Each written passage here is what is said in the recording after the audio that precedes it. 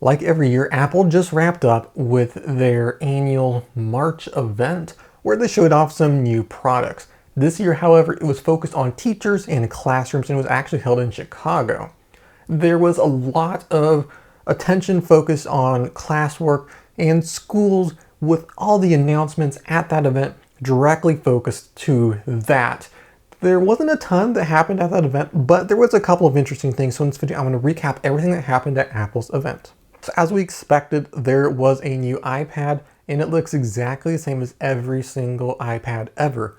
It has a 9.7-inch screen, Touch ID, 8 megapixel rear camera, an A10 Fusion chip, all these same stuff that you really expect. However, this one does support the Apple Pencil.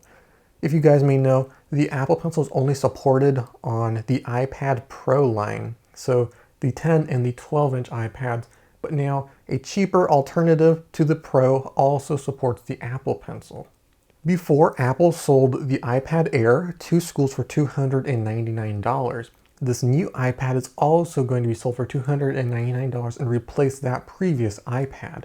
It is also available to consumers for $329. You can buy it today and it will ship this week. Another interesting thing to note is it does not support a smart connector, so you cannot use Apple's keyboard, but Logitech did come out with a $49 stylus as well as a keyboard case that will work with this new iPad. Alongside the new iPad, Apple also introduced an iBooks author version for the iPad. It's actually called Digital Books Creation, and it's bundled inside of Pages along with a couple new improvements such as smart annotation. And on top of Pages changes, we're also seeing updates to all of Apple's iWork apps, Clips, and GarageBand, which are available right now. Since these new iPads are mainly going to be used in school settings, Apple also came out with a bunch of management software for those iPads. Back in 2016, they announced multi-user support, but it never really picked up any traction. But now we're seeing it again on this new iPad, and it's managed using Apple School Manager. Apple School Manager is a program that will allow the school to manage every single user that's on the iPad and also all the Apple IDs. They can reset passwords and do a bunch of other stuff, and that's software that the administrator is going to have for that iPad. But with this software, we can now have multi-user support. It will switch over to a different account within a minute, and we can get a whole interface that's designed specifically for one student, so you can have multiple people on one iPad. Apple also briefly touched on Classroom, which is a program that's also been out for a while, but this allows teachers to view the screens of your iPads and wirelessly project them to an Apple TV. But they also announced that this software, Classroom, is going to be coming to the Mac in beta this June. And finally, and most exciting, is a brand new app called Classroom. This is a task and assignment manager for the iPad where the teacher assigns homework or gives handouts, and you can track progress with the Classroom app. It's basically a planner with homework for certain classes, and it's all on your iPad.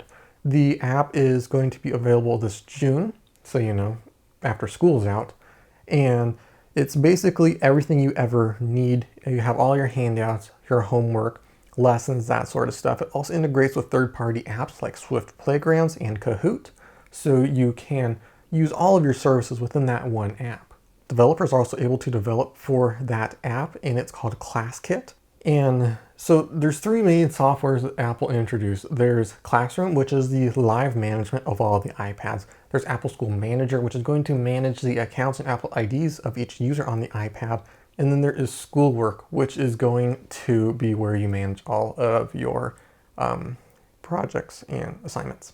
And last but not least, we have Apple Teacher. This is just a revisit of Apple's teacher program, which has been out for a while, and it's mainly teaching teachers how to use iPads and software and get the most out of them. They're also expanding this with a new coding program, so now teachers can learn how to code in Swift.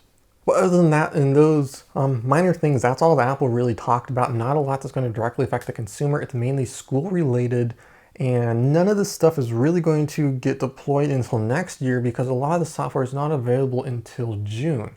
However, the new iPad is available today and it will ship this week. If you have any questions, let me know in the comment section below. If you like this video, leave a like and hit the subscribe button for more videos like this. This is Mark with Apple Tech One Tweet, and I'll see you in the next one.